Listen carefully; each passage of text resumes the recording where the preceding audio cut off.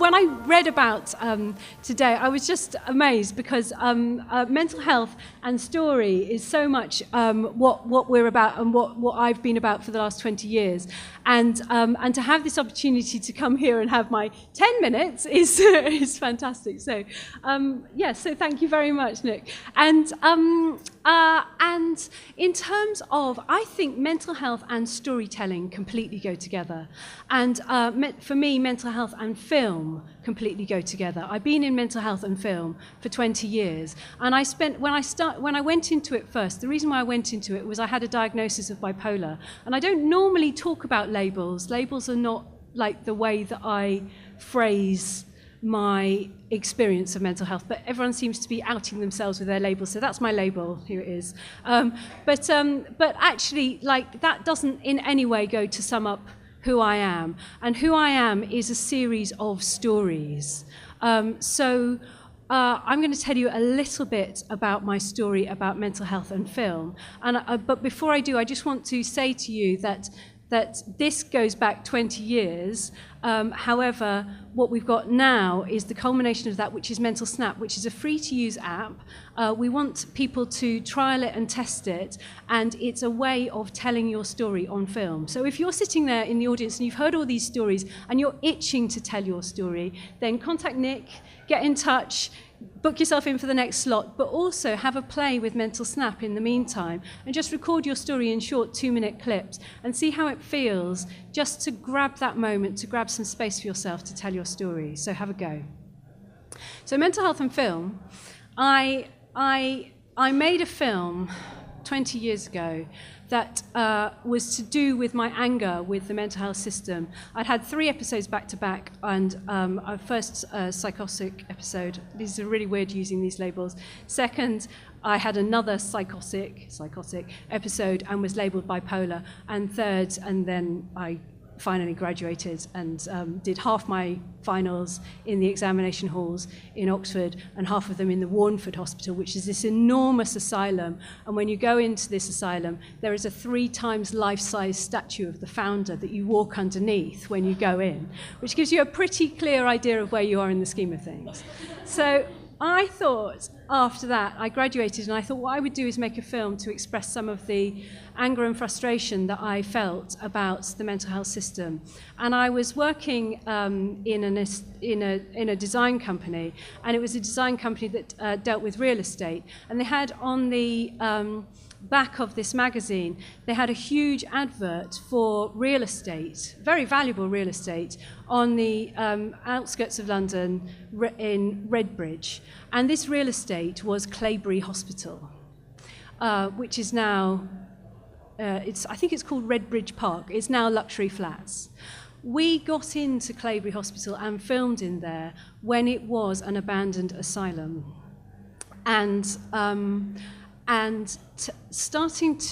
what we did was we filmed the footage of the abandoned asylum, and then we cut it against the interviews of the people who had lived there. But the day that we filmed in Claybury, I will completely never ever forget, because it was there were 6 miles of corridors at Claybury, just stretching off in this kind of H block, and there was a water tower where you could see the whole of the hospital. And my friend, who I didn't realise at the time was high on coke, climbed to the top of the water tower without a safety harness and did me the most steady, incredible bird's eye view pan, and then climbed down again. So thank God he's still alive. But he... And buildings, when they are abandoned, they become a heat sink. So walking along these 6 miles of corridors, you could see your breath. And they were training police dogs in the grounds. So there was this barking echoing down the corridor, and we knew if we left that building without the security guards, we would be savaged. So we had to stay there. And we filmed... The building had been unloved for a long time. There was graffiti on the walls that, like someone had etched in with a knife, tons and tons of graffiti into the brickworks that said things like prostitute, madman. There was a 2-meter high Gothic script which said, "If only these walls could talk." It was a really unloved, scary place. They were auctioning everything off. So everything had a raffle ticket attached to it. And we went to the mortuary, and the mortuary fridge had a raffle ticket stuck on it. I mean, it was just extraordinary, dark, gothic place. And we heard some shocking stories of abuses from which went on inside from the security guard. And we also heard them from the ex-patient who accompanied us on the tour. But what shocked me even more was that on the floor, in room after room, were patient records literally lying on the floor of stories of people who had stayed in Claybury that were just left abandoned. And I picked up a handful of stories, and in among this random handful, there was the story, the archetypal story that you hear, but it was in my hands, of a woman who was pregnant and unmarried in the 30s, and as a result stayed the rest of her life in Claybury Hospital and was decanted in the 90s. So it's not myth, it really, really happened. After we'd filmed in Claybury, we had a little gap until we then filmed the interviews with the people. And it really stuck with me that day, and I felt the kind of legacy of the place and the responsibility of trying to help tell the stories of the people who had been through that experience. And the very first interview that I did was with this beautiful woman, Karina, and we sat in her garden and the birds were singing all around us, and I really felt that I wanted that this was an opportunity to bring to life that story, which seemed so dead, but also to reflect the life that was in Karina, which was so striking. And she said to me something that really seemed to me to sum up the problem. She said to me, I went up the hill to Claybury Hospital. The place felt very intimidating.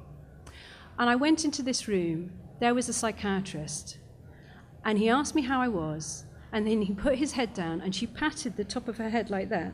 She said, he put his head down and he wrote, and this here, was all I saw of him for an hour and a half. He just asked me questions and wrote. No human contact at all. We are not objects of somebody else's observation. We are not subjects of somebody else's gaze. We are our own agents.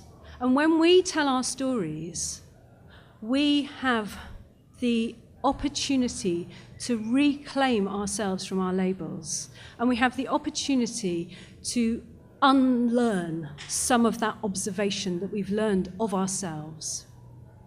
So, that was my first film.